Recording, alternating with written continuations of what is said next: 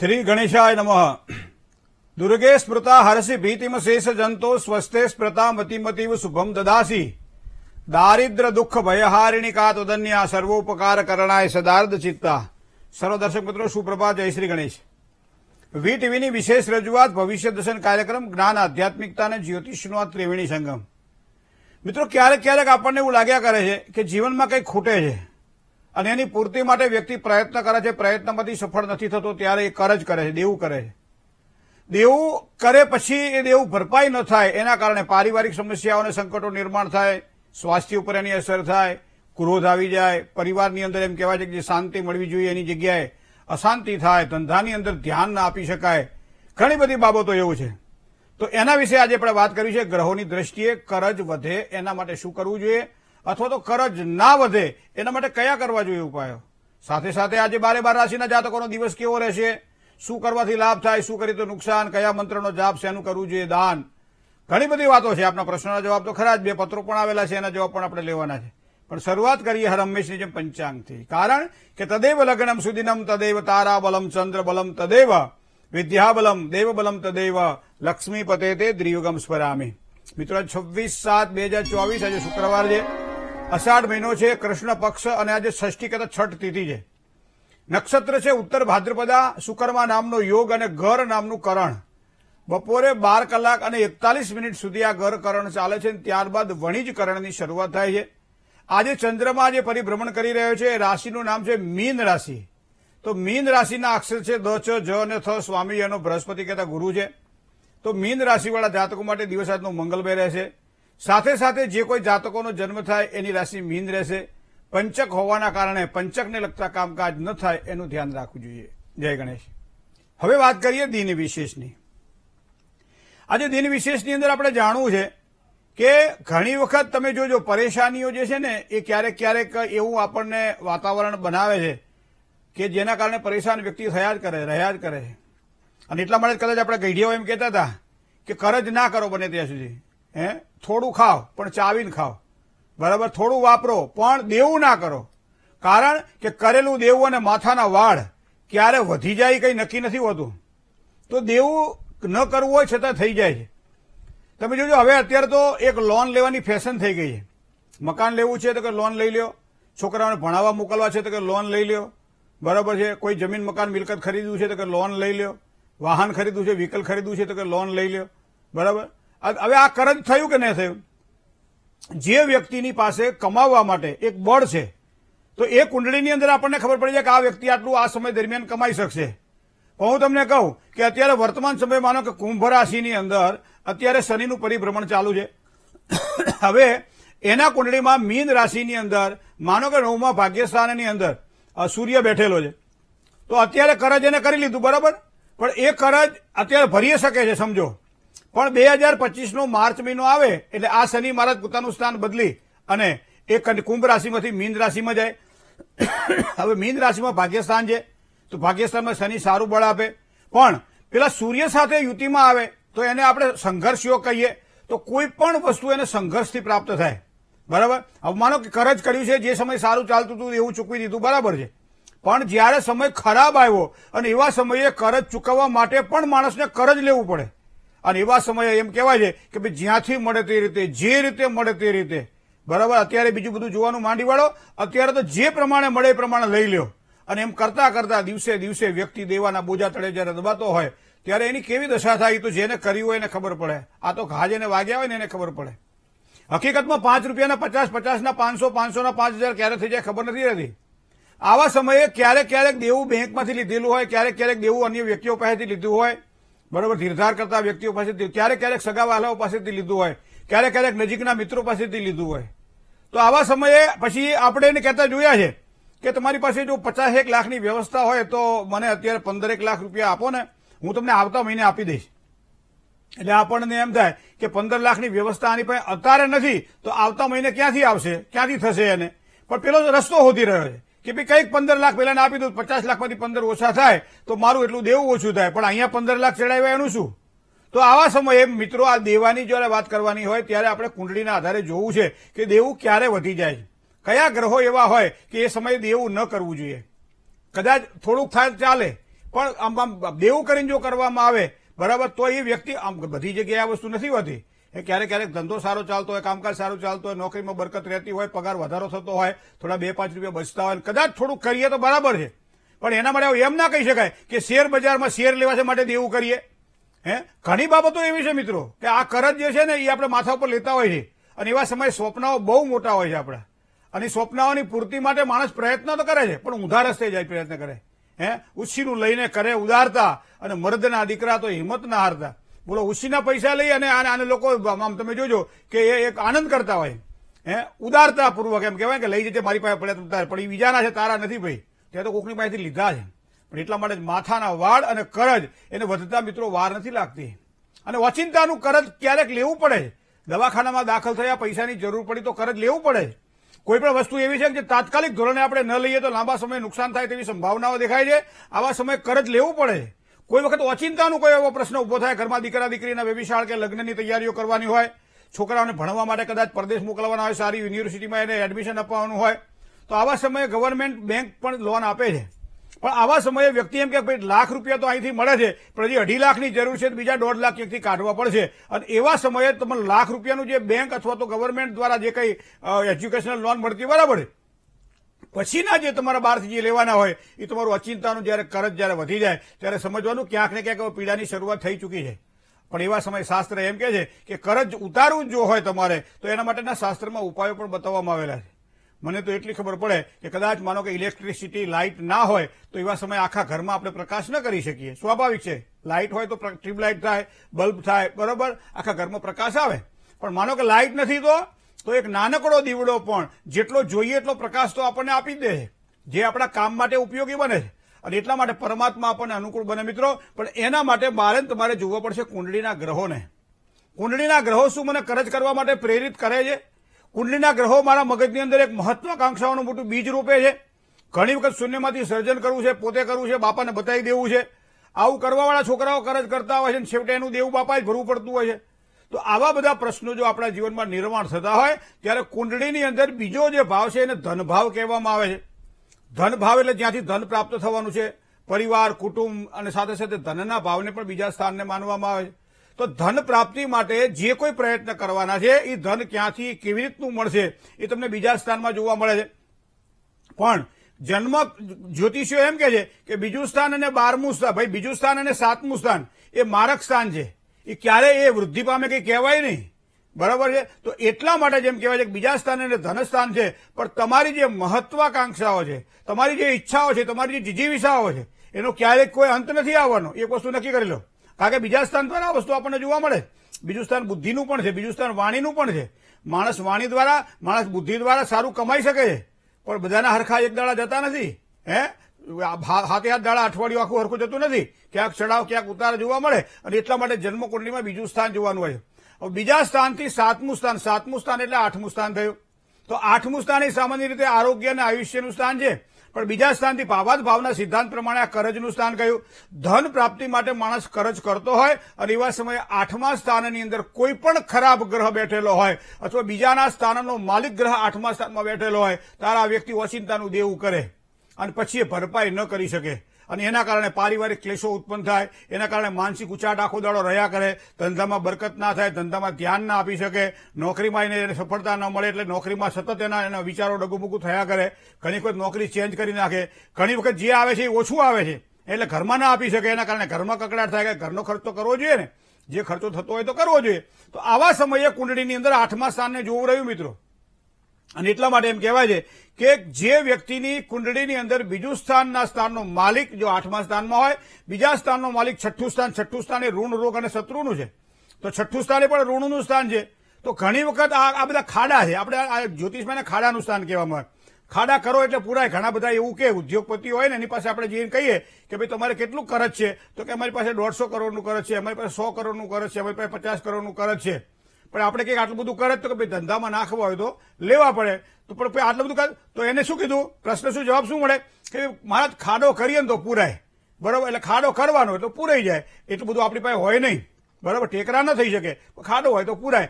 પણ એ એની રીતે સાચો છે, કારણ કે એને ધંધા માટે નાખ્યા છે. પણ આપણે તો શું કરીએ છીએ, આપણા માટે શેના માટે પૈસા લઈએ આપણને ખબર નથી હોતી. અને એના કારણે પરેશાની આપે છે. માટે છઠ્ઠા સ્થાનને પણ જ્યોતિષ શાસ્ત્રની અંદર કરજ અને ઋણ સાથે જોડાયેલું છે. અને એની સાથે સાથે એ કરજ પછી જે ખર્ચ જે છે એ 12મું સ્થાન છે. પાછું 12મું સ્થાન એ કરજનું સ્થાન છે, 12મું સ્થાન એ ખર્ચનું સ્થાન છે, 12મું સ્થાન એ વ્યયનું સ્થાન છે. તો વિચાર તમે કરો કે બીજા સ્થાનને જુઓ, 8મા સ્થાનને જુઓ, છઠ્ઠા સ્થાનને જુઓ, છઠ્ઠાથી 7મું એટલે 12મા સ્થાનને જુઓ. આ 4 સ્થાન તમે તમારી કુંડલીમાં જોશો અને પછી નક્કી કરો કે તમારે કરજ કરવું જોઈએ કે ના કરવું જોઈએ. કરજ કરવું, ઘણી વખત તમને અમુક 12 મહિનાની અંદર અમુક મહિનાઓ સારા હોય છે. એ મહિનાની અંદર કરજ કરો એમાં 27-28 દિવસનો જે સૂર્યનો જે ગાળો હોય છે ને, સંક્રાંતિ જે કહીએ, અમુક દિવસો સારા હોય છે. અંકશાસ્ત્રની દ્રષ્ટિએ પણ અમુક અંકની દ્રષ્ટિએ અમુક અંકની એટલે અમુક તારીખો આપણા માટે સારી હોય છે. તારાચક્ર પ્રમાણે જે 7 નક્ષત્ર 9 નક્ષત્રના ભાગ પડ્યા એમાં અમુક નક્ષત્રો આપણા માટે સારા હોય છે.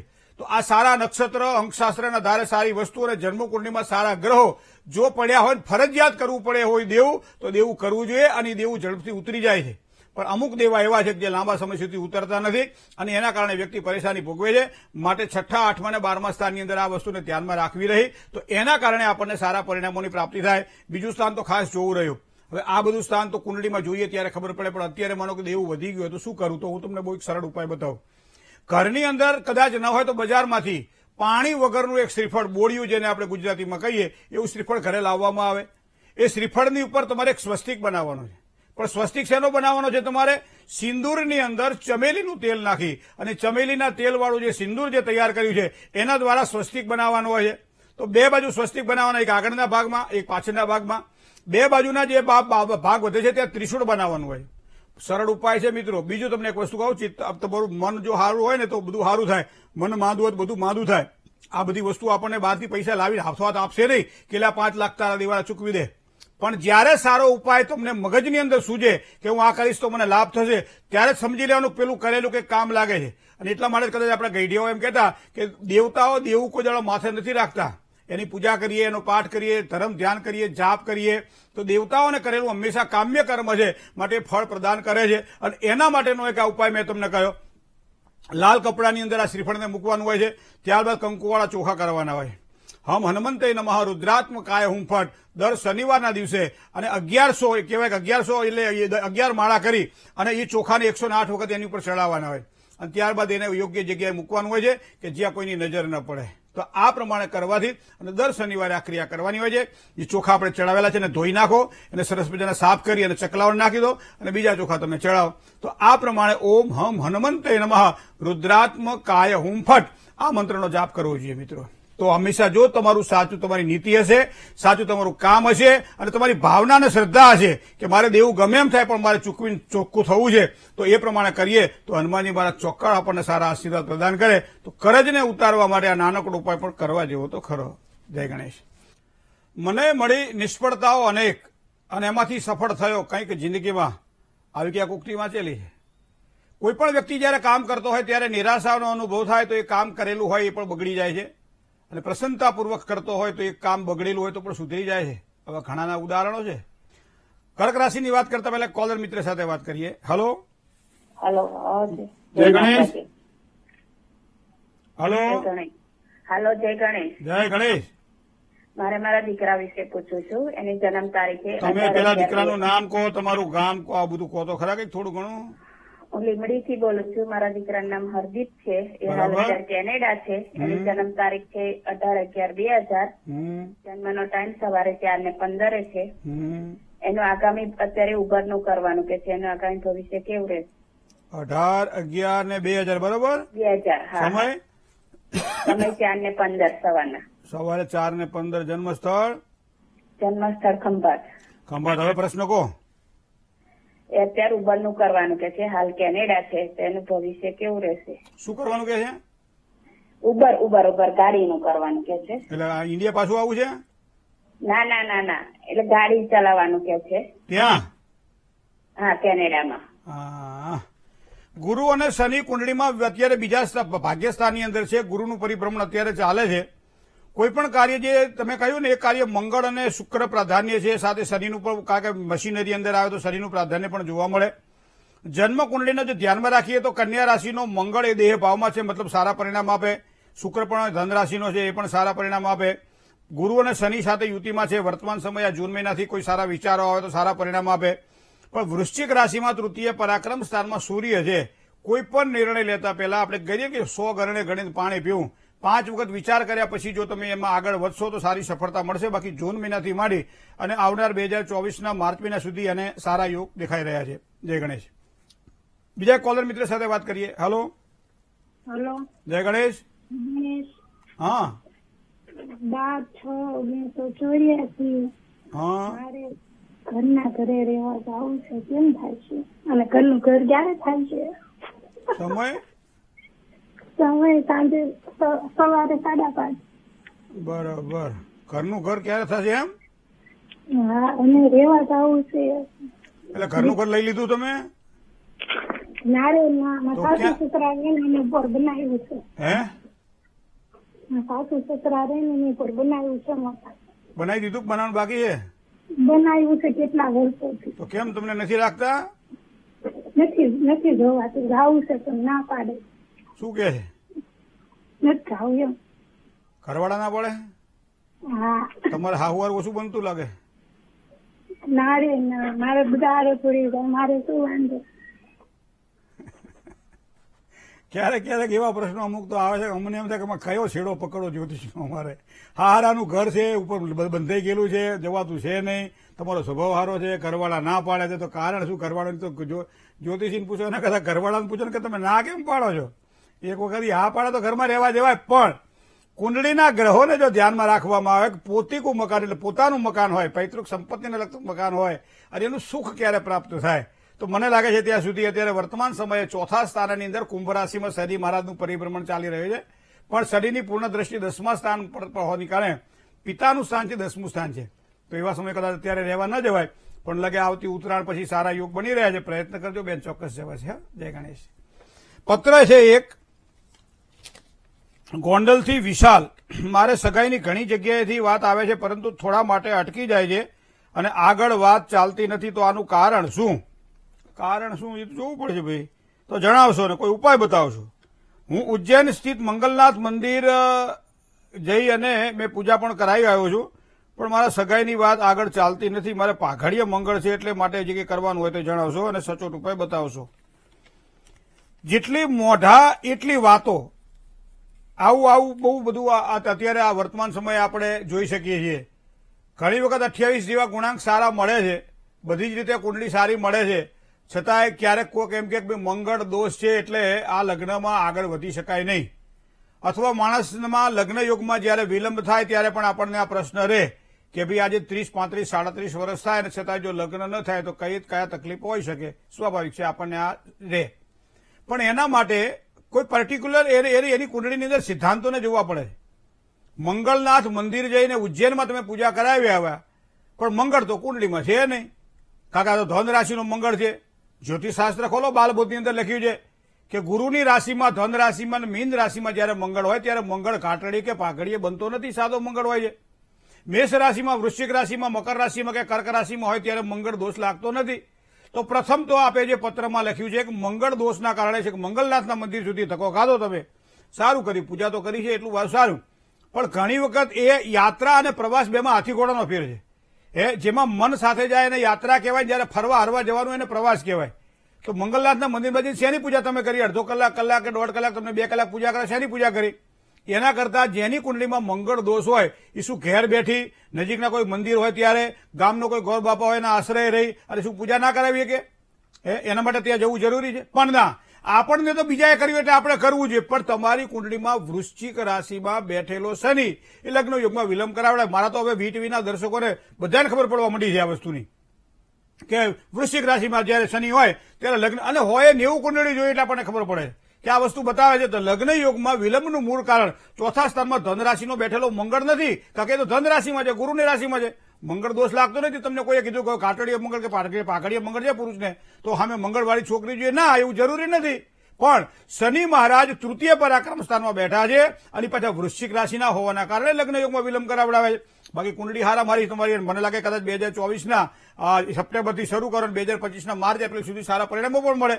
પણ એના માટે તો પૂજા જે કરવાની છે મંગળની કરી, બરાબર, સારું કર્યું. પણ શનિ મંડળ મહાપૂજા કરાવી ના, તો એક વખત વ્યવસ્થિત રીતે શનિ મંડળની મહાપૂજા જો તમે કરાવશો તો દેવો પ્રસન્ન થાય ને તો કામ્ય કર્મમાં સારી સફળતા પ્રદાન આપે છે. કારણ કે શ્રીકામ સિદ્ધિકામ વા ગ્રહયજ્ઞમ સમાચરે, ગ્રહયજ્ઞની સાથે આ રીતે કરેલી પૂજા તમે જે કંઈ સંકલ્પ કરો એની તમને સિદ્ધિ પ્રદાન પરમાત્માની કૃપાથી પ્રાપ્ત થાય છે. આ વસ્તુ ધ્યાનમાં રાખો. જન્મ સ્થાનથી ઉત્તર દિશામાં લગ્ન યોગની શક્યતાઓ દેખાય છે. મીન રાશિથી, વૃષભ રાશિથી, સિંહ રાશિથી, કુંભ રાશિથી લેણું પણ સારું છે. બીજી કોઈ વિશેષ ચિંતા કરવાનું કારણ નથી. પણ તૃતીય સ્થાનમાં વૃશ્ચિક રાશિમાં રહેલો આ શનિ એ લગ્ન યોગમાં વિલંબ કરાવડાવે છે. આ વસ્તુને ધ્યાનમાં રાખવી રહી. જય ગણેશ. બીજો પણ એક પત્ર આપણને મળ્યો છે વિશાલ હસમુખભાઈ બારોટ, અને એમની જન્મ તારીખ છે 30/1/96, 30/1/1996, અને સમય છે સવારે 8:45. મિત્રો તમે પણ ટપાલ લખવાનું રાખો. કદાચ તમને એમ લાગતું હોય કે ભાઈ ટપાલમાં મારે જવાબ જોઈએ છે તો ચોક્કસ અમે અહીંયા વીટીવીના માધ્યમથી તમને જવાબ આપીશું. નરોડા જન્મ છે. હવે લગ્નમાં રૂકાવટ આવવા બાબતે સચોટ ઉપાય બતાવજો. સચોટ ઉપાય તો નહીં પણ ઉપાય તમને બતાવો, કે સચોટ તો ક્યારેય કંઈ હોતું જ નથી ભાગ્ય સિવાય. પણ શનિ મહારાજની પૂર્ણ દ્રષ્ટિ પડે છે સિંહ રાશિ ઉપર. સિંહ રાશિ એ સૂર્યની રાશિ છે. એનો મતલબ કે લગ્નમાં થોડાક વિલંબની સંભાવનાઓ અહીંયા પ્રબળ બને છે. 29મું વર્ષ ચાલુ છે ત્યારે. બીજી વાત તમને કહું, મંગળ અને સૂર્ય મંગળ અહીંયા મકર રાશિનો છે, મતલબ ખોટો નથી, સારો મંગળ છે, પણ અંગારયોગ છે, સ્વભાવની ઉગ્રતા થોડી આપે. સૌથી વધારે તમને કહું 8મા સ્થાનમાં રહેલો રાહુ પિતૃદોષ પણ કરતો છે. તો આ જો આ પિતૃદોષનું યોગ્ય નિવારણ કરાવવામાં આવે, શનિ મંડળની મહાપૂજા કરવામાં આવે અને સાથે સાથે અંગારયોગના દોષનું નિવારણ કરાવવામાં આવે તો મને લાગે છે ઝડપથી અને સારી સફળતા તમને પ્રાપ્ત થશે. જય ગણેશ. મકર રાશિની વાત કરતા પહેલા કોલર મિત્ર સાથે વાત કરી લઈએ. Hello hello hello. જય ગણેશ. જય ગણેશ. મારા બાબા વિશે પ્રશ્ન છે. જી. શ્રી દિનેશ કુમાર ગાંધી, જન્મ તારીખ 25/8/2002, સમય શનિવારે 12:35, રવિવારની. 25/8/2002 તો રવિવાર આવે છે. શનિવાર હે એટલે 24મી રાત અને 25મી સવાર. બરાબર. સમય કહો. અને જન્મ સ્થળ વાઘોડિયા. સમય સમય 12:35. 00:35. હા. બરાબર. અને વાઘોડિયા. બરાબર. હા. શું હતો પ્રશ્ન બાબાનો? એ કોમ્પ્યુટર એન્જિનિયર થઈ ગયો છે, હવે ડીટેચ કરે છે અને બહાર જવું છે તો કેવું એનું ભવિષ્ય રહેશે? મકરાધિપતિ શનિ ભાગ્યસ્થાનનો જે સ્વામી જેને ઉચ્ચતર અભ્યાસક્રમ પણ કહેવામાં આવે છે, અને એનો સ્થાનનો સ્વામી શનિ બીજા સ્થાનમાં પરિવારના સહયોગ દ્વારા એને બહાર જવાના યોગ બની રહ્યા છે. પણ પરિવારનો કોઈ સ્નેહી સ્વજન અથવા મિત્ર અથવા એની સાથે કામ કરવાવાળો સહાધ્યાયી જો એની સાથે જઈ અને બંને સાથે પડવાનું હોય અથવા તો કોઈની સાથે રહીને કામકાજ કરવાનું હોય તો એના સારા યોગ છે. સ્વતંત્ર કામકાજની અંદર મેષાધિપતિ મંગળ જે 12મા સ્થાનનો માલિક બને છે, સૂર્ય સાથે અંગાર યોગ કરાવી રહ્યો છે, 4થા સ્થાનની અંદર છે. એનો મતલબ કે ધીરજ રાખવી પડશે. કદાચ તરત ને તરત આપણે આજ કામ કરીએ અને કાલે સફળતા મળે એવું દેખાતું નથી. કારણ કે અહીંયા સિંહ રાશિનો સૂર્ય પ્રબળ છે પણ મંગળ સાથે અંગાર યોગ બનાવી રહ્યો છે. બીજી વસ્તુ છે શુક્ર પૈસાનો કારક, જેને કે વિદ્યાસ્થાનની અંદર આ શુક્ર કન્યા રાશિમાં નીચલો બને. એનો ઉચ્ચ અભ્યાસ માટે પરદેશ જવાનું હોય તો થોડો વિચાર પણ કરવાનો, ખાસ કરી આર્થિક બાબતોનો વિચાર કરવાનો, અને આગળ જઈને એ પાછા પૈસા બેક પાછા આવશે કે નહીં એનો વિચાર કરવાનો, ત્યાં સ્થિર રહેવું છે કે ત્યાંથી પાછું આવવું છે ભણીને એનો વિચાર કરવાનો. કારણ કે શુક્ર કન્યા રાશિમાં સારો નહીં 5મા સ્થાનમાં, એટલે બધું વિચાર કરીને પછી જો આગળ એને વધારશો તો ચોક્કસ સફળતા અપાવશે. જય ગણેશ. બીજા એક કોલર મિત્ર સાથે વાત કરીએ. હલો હાલો. જય ગણેશ. જય ગણેશ. હા, મારા ભાઈ વિશે પૂછવું હતું. ભાઈનું નામ શું? રાજવીર. બરાબર. જન્મ તારીખ? 2/1/2008. 2/1/2008. સમય? સમય રાત્રે 1:20. બરાબર. 1:20 એટલે 1 તારીખની રાત ને? ના, 2 તારીખ. 2 તારીખની રાત. હા. એટલે રાતે બદલી જાય ને તારીખ? એટલે 1 તારીખે થયો એટલે 2 તારીખ બદલી દે. 2/1/2008. બરાબર. શું પ્રશ્ન હતો કહો? સરકારી નોકરીમાં. શું ભણ્યા ભાઈ? 12મું ભણે. હે? 12મું.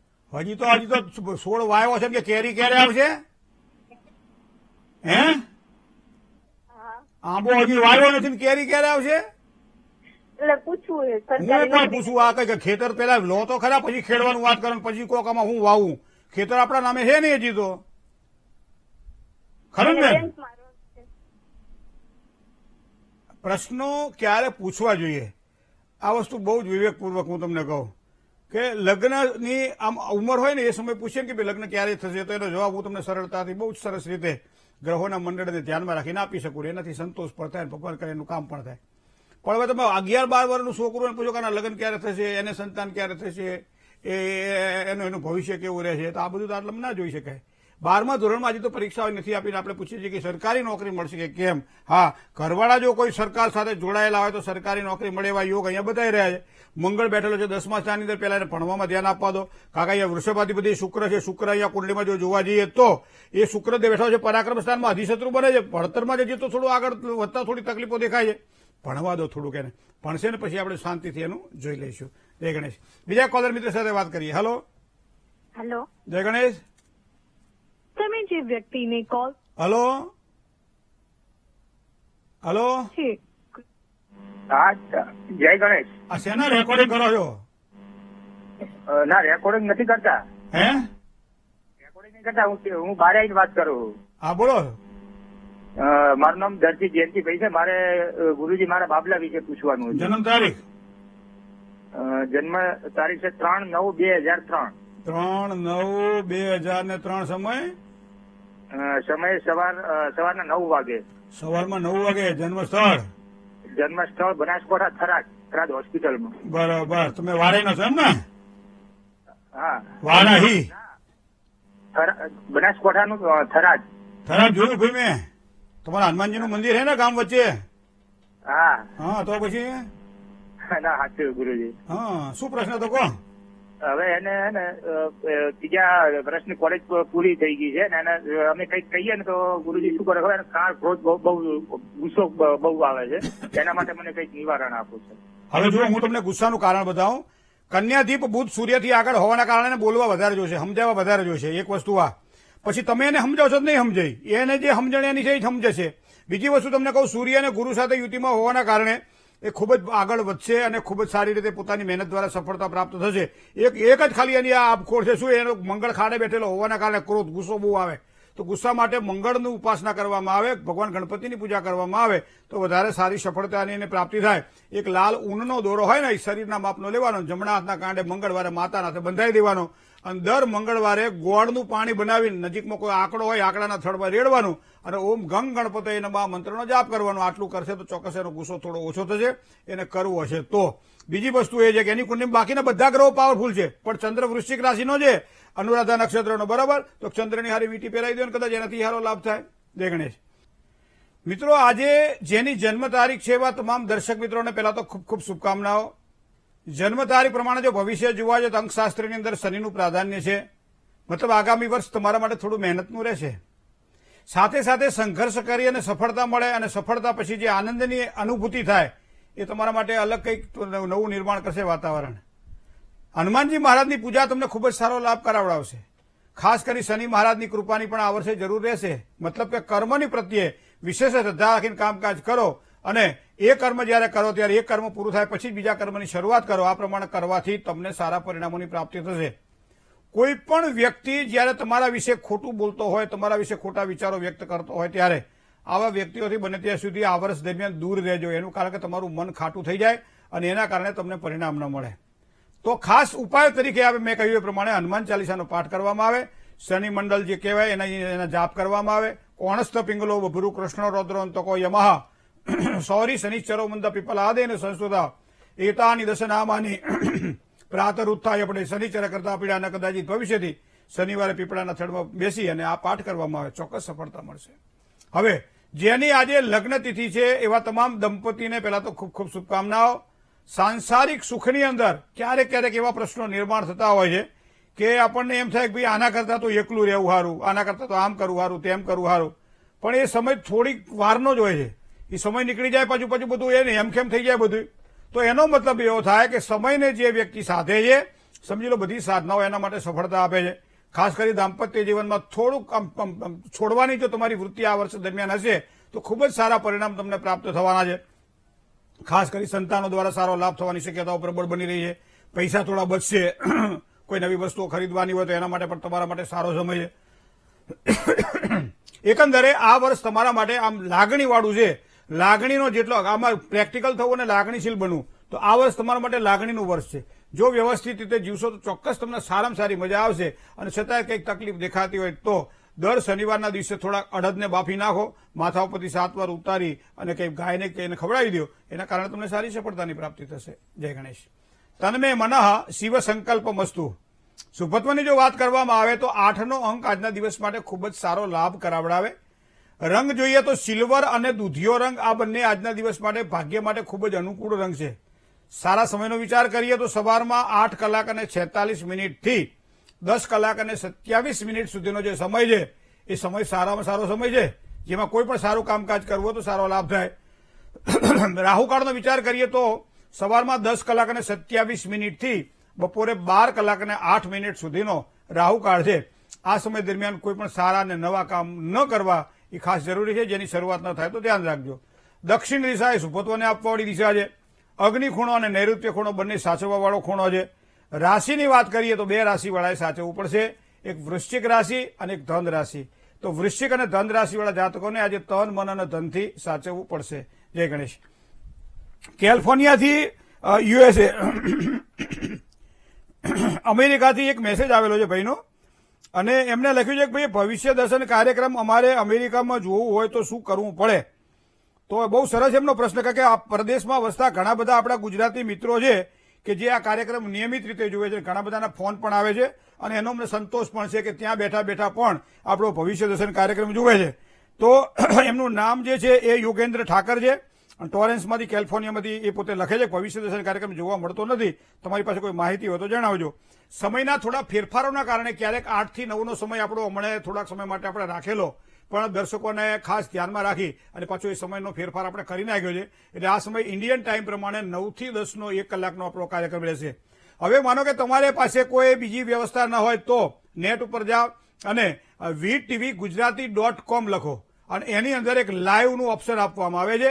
તો આ 9 થી 10 દરમિયાન એ લાઈવના ઓપ્શન ઉપર તમે ક્લિક કરશો તો આ ભવિષ્ય દર્શન કાર્યક્રમ આખો તમે તમારા ઘેર બેઠા પણ એ જોઈ શકશો, અને એ પ્રમાણે આપણે ટેકનોલોજીનો એક સારામાં સારો ઉપયોગ કરી શકીશું. જય ગણેશ. શું કરવાથી લાભ થાય, શું કરીએ તો નુકસાન, કયા મંત્રનો જાપ, શેનું કરવું જોઈએ દાન. દરેક ગ્રહસ્થીના ઘરની અંદર એક શ્રીયંત્ર હોવું જોઈએ અને દર શુક્રવારે શ્રીયંત્ર ઉપર અભિષેક તો થવો જ જોઈએ, તો સારામાં સારું સુખ મળે. તો આજના દિવસ માટે શ્રીયંત્ર ઉપર જો સાકરથી અભિષેક કરીએ તો વધારે સારી સંપત્તિ, સારું સુખ, સારો સંતોષ પ્રાપ્ત થાય. માનસિક ટેન્શનવાળા કોઈ પણ કામ બને ત્યાં સુધી આજના દિવસ માટે ન થાય એનું ધ્યાન રાખો. ઓમ હ્રીમ શુક્રાય નમઃ આ મંત્રનો જાપ આજે શ્રેષ્ઠ મંત્ર છે. દૂધની મીઠાઈનું કોઈ પણ દાન કરો આજના દિવસ માટે, તો આ કરેલું દાન તમને ખૂબ જ સારી સફળતા પ્રદાન કરશે. જય ગણેશ. ભવિષ્ય દર્શન કાર્યક્રમમાં મિત્રો આપ જ્યારે રસપૂર્વક આ કાર્યક્રમ જોઈ રહ્યા છો ત્યારે કલાક ક્યાં નીકળી જાય ખબર પણ પડતી નથી. આપના પ્રશ્નના જવાબ આપવા માટે અમે કાયમ પ્રયત્નશીલ હોઈએ છીએ. ક્યારેક આપનો ફોન નથી લાગતો તો પત્ર વ્યવહાર દ્વારા પણ આપ આપના પ્રશ્નો પહોંચી શકો છો. એના માટેનું સરનામું નોંધી લો.